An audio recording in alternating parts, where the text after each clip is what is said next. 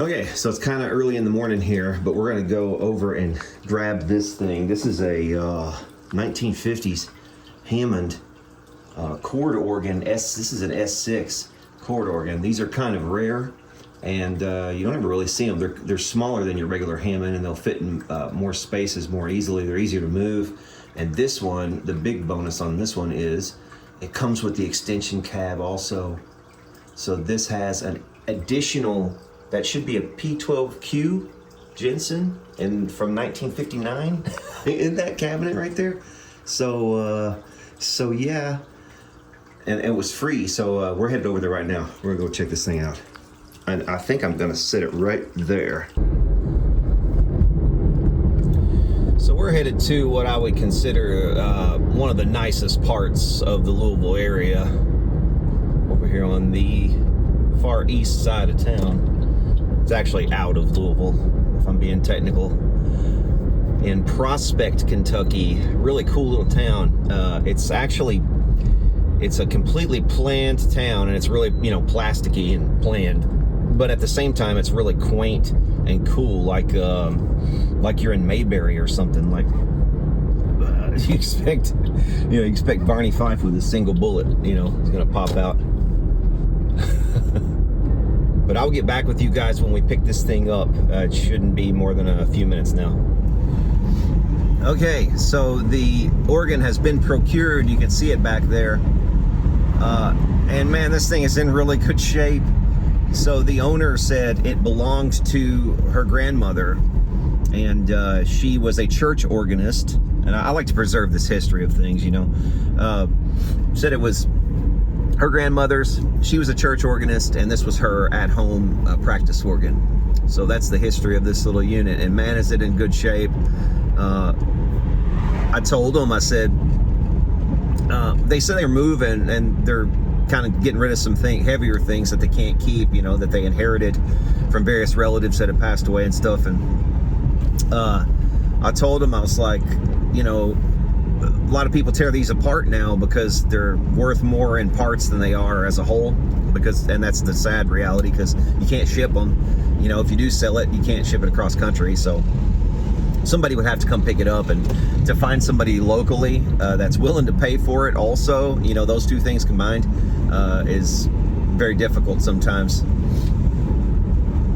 And I started pointing at some of the speaker. I was like, this speaker alone, this Jensen from 1959 in the back of this cabinet, it's probably worth $100 on eBay just by itself. And I said, and the tubes, all the tubes that are in the tone generator, all those 12AX7 preamp tubes and so forth, they're all going to be worth money, and they seemed to kind of grasp this, already. They kind of had an inkling that was the case, but I don't think they knew quite what they were missing out on. But I assured them, I was like, I'm not going to be doing that with this. I'm not going to be tearing this apart. And they were, the lady especially was not, was fond of that idea that it was going to a good home and wasn't going to be just torn apart. It was actually going to be used and loved and used for music, so that's really cool to be able to provide her with that thought. But yeah, man, very, very, very, very cool. Yeah, now it's time for me to go home because I'm very tired. I'm very hungry, actually. I'm usually not up at this hour, and by this hour I mean 11:19 a.m. I'm usually not up until at least the crack of noon, That's a musician's life for you. Okay, we made it home, and if you're wondering whether or not one of these will fit inside of a Toyota RAV4, here's your answer.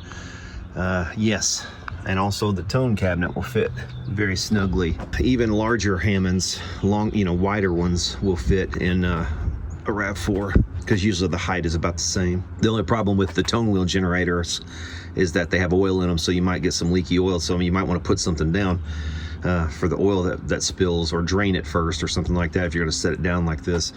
But it can be done. Where there's a will, there's a way. Okay, so we got her in here. She fits pretty good. I just moved my old RCA, but yeah, she fits pretty good. So that'll give me something to play in here. Gotta replace the power cord on it, work on the cord that goes to the tone cabinet too, because it's frayed. So yeah, it's got a lot of work. I got to go through it really before I can start it up. So we'll do that a different day. But for now, at least it's in here. Okay, we got this thing inside, and I've got the back off of it over there, and we're gonna check it out. First, we'll look at this little extension cab. Okay, so this thing has its own little attenuator, level control built into it, and we do indeed have a Jensen speaker here. This is you can see there 22931. That's 1959, 31st week. That AO number right there, that is the Hammond number for their internal reference, and then that's a P12PS. That's what this speaker is, P12PS. I thought it was a P12Q, but I was mistaken. So anyway, still a cool speaker. Okay, we can see here on this comparison chart for Jensen Concert Series speakers. For the 12-inch speakers, the P12N is pretty much at the top of the heap for this time period. Clocks in at 18 watts. The P12P is right below that, clocking in at 16 watts. And the P12Q is below that still at 14, and then the R comes below that at 12. So actually, the P12Q is lower wattage than the P12P that we have in this cabinet here. The S on the end stands for some kind of extended range. It has a wiffle cone on it, so it has its extended range. It'll do like a little bit of more high end. It'll be a little sparklier for more high fidelity applications, such as, you know, with an organ. But that is awesome. Pretty good shape. It's got a little bit of like flower pot, you know, kind of water damage sort of on top there. It's not too bad. Perfect grill. This did not come with it. This was with another Hammond organ that I just happened to have that. But very nice surprise on the inside of this thing because it has reverb. I didn't realize this thing had reverb, but it does. So that means we have an AO35 amplifier over there. If I wanted to, I could make that into a kick-ass guitar amp. And if you haven't seen my videos on making one of those into a guitar amp, you can click up here and that will direct you to a video. But again, it has reverb. Here is the reverb tank, but it's not a tank. You can see what they've done here is they've allowed these they've allowed the springs to actually just kind of dangle, which gives them more length and makes the reverb even more delayed and longer as a result. Because of the, you know, size of the cabinet here, they've taken full advantage of it and just dangled the reverb springs instead of trying to make a, you know, big long tank out of it. You can see here, this is full of tubes. Full of tubes. We've got tubes pretty much everywhere, and you can see they're even labeled on the chassis. It's going to be kind of hard to see. Sorry. Let's see if I can get a little more light back here. This always kind of strobes, this flashlight, so I don't like using it. Sorry if it does. But you can see there we got a 6C4, a 12AX7A. That 12AX7 is a orange label. It's Hammond labeled, but it's RCA made. 12AU7, 12AU7, 12AU7. All of those are GE. 12AU7s all the way across the board there. We've got another 12AX7 right there. A pair of 6V6s right there. Those are Sylvania made. Then we've got some more GE tubes here. Original to this thing, no doubt. 6BJ7 right there. Some more 12AU7s, a couple there. Some 6BA6 right there, which are little miniature tubes. You got a 12BH7, 3 of those. You can see these coils here. These are for the different notes. You can see E, D, C, should be, yeah, A sharp, G sharp, F sharp. So each one of those coils will control one of the keys, and then you've got down here, you've got the same thing. You've got there's, you know, D, There's high E, high D, high E, high C, A sharp, etc. You can see here on this one it says tuning standards, C tuning instructions. You can actually tune these coils. This is, that's the one thing. It's a bit of a drawback with these models is they do go out of tune because of the drift in the various components. So you do have to periodically tune these, unlike a tone wheel organ, which just spins at a constant rate and doesn't need tuning. More tubes here. 12AU7, 12AU7, all the way up. Should have 12AU7s on all these, I think. Yep. All 12AU7s, all GEs, all 188-20. I'm not sure what factory that is. Schenectady, New York, maybe. I don't know offhand. I could look it up though. But right there you can see 5630 on that tube. So all these tubes are from 1956. 30th week of 1956. I would say this is from 1956. I was also seeing some more codes on something or other. I can't remember what it was. I saw it on. That can pretty much confirm this is most likely all 1956 made. So what a cool unit, and what a surprise, what a pleasant surprise that is to have that reverb unit installed, because I'll put a picture up and show you some other previous units to this. So actually it looks like I'm wrong, and the older S1 is the one that has the single 12-inch speaker, and also the S1 did not have the reverb unit installed either. So I've really got the best of all worlds here. They did come out with, I think it's a S100 later on in the 60s. Yeah, they did. They came out with an S100 later in the 60s, and it had some even more refinements. They got rid of the knee lever that controls the volume, and they replaced it with a standard foot pedal. What was throwing me off, see, I think before I went, I was seeing photographs like this one. You see right here, this Hammond S6.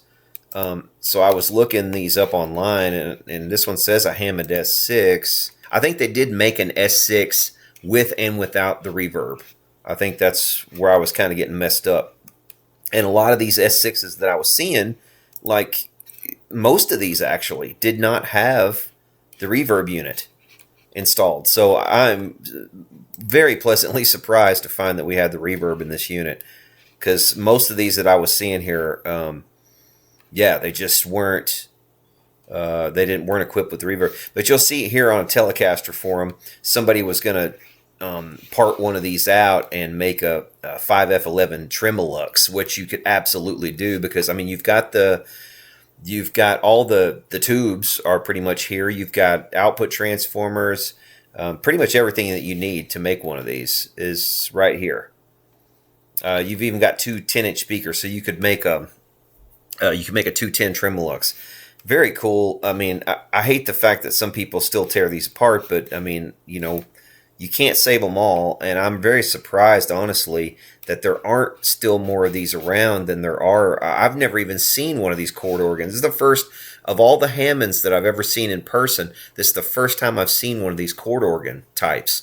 So, you know, I don't know, take that for what it's worth. I think they're probably pretty rare. I think back in the day they made 1 million of them, but for whatever reason, you just don't see them anymore. They might have all been, most of them might have been thrown away by now, because people just didn't really prize them as much as some of the bigger units. This has two 10-inch speakers, which is actually better, because you're getting really more square inches of speaker for your buck there to have the two 10s. And again, to have that reverb is just incredible. That's really, really cool. This cable that comes from the reverb, if you were to trace it back, it goes to the front to here, and that's the speaker out.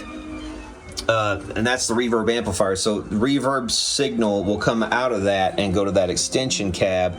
The problem is that's a bit chewed up, so we'll have to do something with that cord. Obviously, this is completely chewed up. We'll have to do something with this power cord. That's a very common. Electrolytic caps. So we've got electrolytic caps here, course, here on the reverb.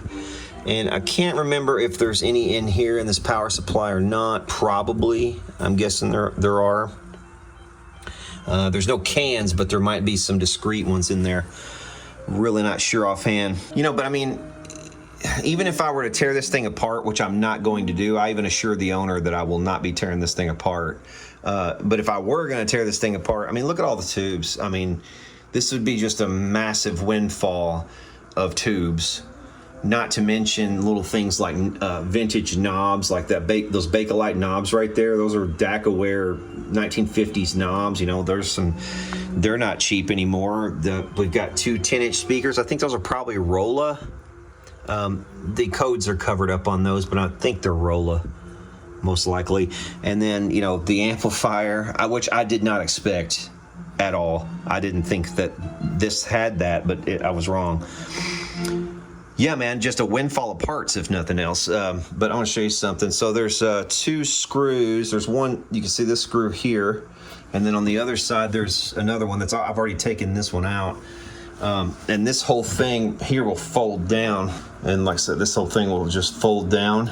Just be careful about it. Make sure you don't pull any wires.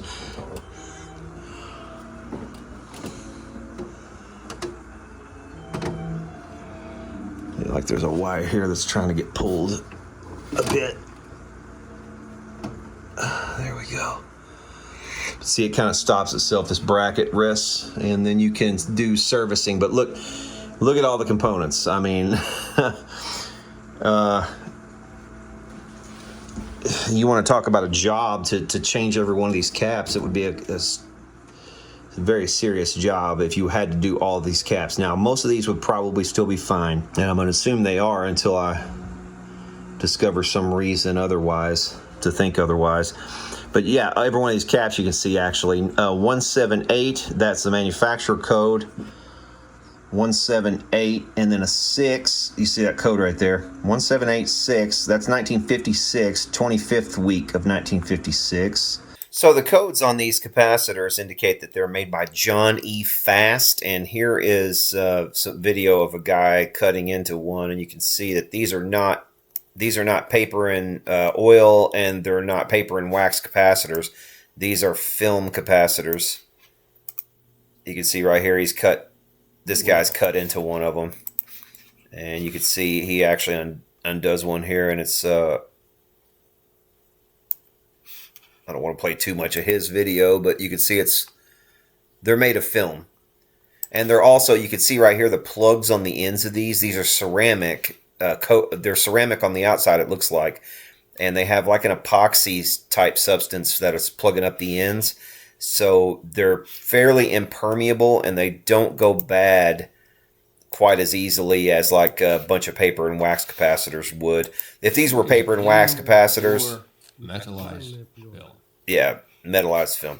If these were paper and wax capacitors, we would have our work cut out trying to replace all these. But luckily, these John E. Fast capacitors that Hammond was using back in the day tend to hold up fairly well. So yeah, looking through here, these are all 1956 capacitors that I can see. But just look how beautiful, man. Look at how many components. I mean, there are more coils up here. Every one of those is a coil. Every single one of those. It's like a relay type coil. It's just fascinating. Up in there you can see there's another auxiliary board up in there. Not sure what that is. Probably has something to do with the cords. There are the key mechanisms there, and every one of those will have a switch, as you can imagine. And look at all the wiring. I mean, again, if you part one of these out, which I don't recommend you do anymore, you know, there's just, as far as supply and demand, I think there's going to come a time when we're going to want some of these back, and I don't advocate destroying these because they're just too cool to destroy. I don't like doing it.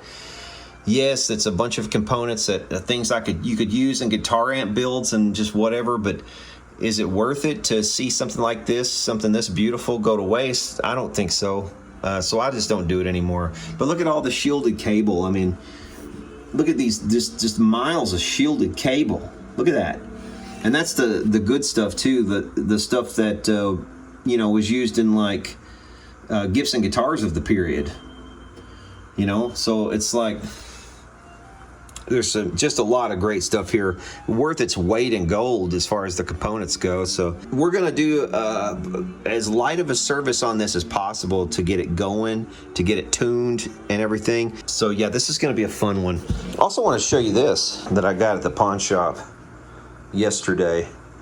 So it's funny because they had this tag on it for $129.95, but they also had a different tag, this one, for $199.95, but I ended up only paying $80 for the thing. But look at what it is. So I got these 3 Remo heads with it too. So, and all 3 of these are perfect heads. There's nothing wrong with them. They've got a little bit of light scratching on the top from brushwork, because this was obviously he was more of a jazz player or something, or a street performer, because look at what this is. Because he's got this case made into like a bass drum. So check this out. I was like, what is that? I noticed it behind the counter, and it didn't have these legs on there at the time. The legs were inside. So I just saw this hole right here, and I was like, somebody's made that into a bass drum, haven't they?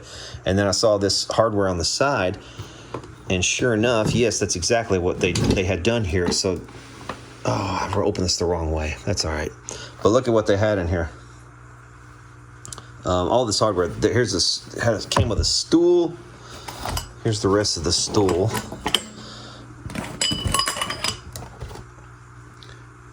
There is a snare stand right there. Bass drum pedal. It had with it. Also had this microphone, this clip-on microphone clip. Cable for a microphone. It had a Shure SM57 buried inside of it, and I don't think even the pawn shop knew that this was in here, because it was just kind of buried in amongst this stuff, and I noticed it when I was going through it, but I don't know if they knew it was there. But it's perfect, and it's not a Chinese knockoff. This actually spins. Most of the Chinese knockoffs will not spin like this. So it's a real 57, and it's in perfect condition. Got the clip, got the little the bag for it. So I got all of this for $80. Look at this. But look at this. This is the real coup right here. The stick. What's in this stick bag? Check this out. Hang on. Okay, so we got some sticks. We've got like New York Pro and Novas, which I mean to me are kind of no names. I don't never heard of the stick brands before, but we've got some SP percussion. There's some Vaders. This is a set of Vaders there. They're not in great shape, but they're usable still. And every one of these, like a pair of those, that's like a $30 pair of brushes. Every one of these. They're like 28 to $30. There's some Vic Firth live wires right there. Here's some, these are Regal tips. You know, again, just $30 a pop, every one of these pairs right here. We've got some Steve Gadd signature Vic Firth right there. Again, $30. And again, I gave $80 for all this stuff. I mean, and if you're adding up in your head, you know, you're thinking, okay, $20 cable, you know, I mean, who knows, $30 stand, $40 stand maybe, throne. You know, how much is that? Just that claw right there is probably a good $20, $25 for that, just for that. Again, there's another $30 there, another $30 there. I think these are even 40 right here. These, I think I looked them up earlier. These Polyflex, those right there. I mean, so you're talking, gosh, 30, 50, 90. There's probably, if you had to buy all that separate in the bag, you're probably looking at $250 easy worth of stuff right there, just in the sticks. And then I also got this,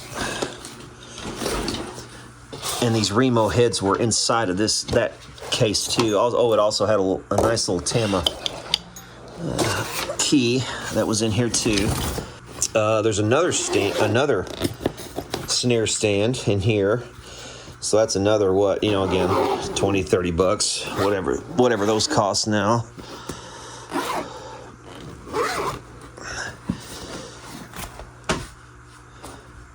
They had this listed as Ludwig. And of course, you know, the case is Ludwig. And this was the first thing that I saw. I saw this, I was like, hey, can I see the snare? But obviously it's a knockoff because it had some kind of badge here that's been peeled off. So you know, who knows what it was? Probably a Japanese knockoff of some kind. But it's an all wood snare. It's got the mute. Snares are in good shape. Heads are in great shape. So, you know, you tell me what that's worth. You know, 50 bucks anyway. But yeah, man, what a deal, right? 80 bucks. I thought that was a good deal. And then that thing for free. That thing for free is absolutely a good deal. So yeah, that'll do it for this video. Hit subscribe down below for now. We'll see y'all later. Oh, also, if you do subscribe, you'll probably at some point see me go to town on this thing. We'll actually go in and service it, do a demo, maybe record something cool with it, what have you. Maybe we'll actually record something with that and do like the drum track with this thing and see how that goes. Anyway, see y'all later.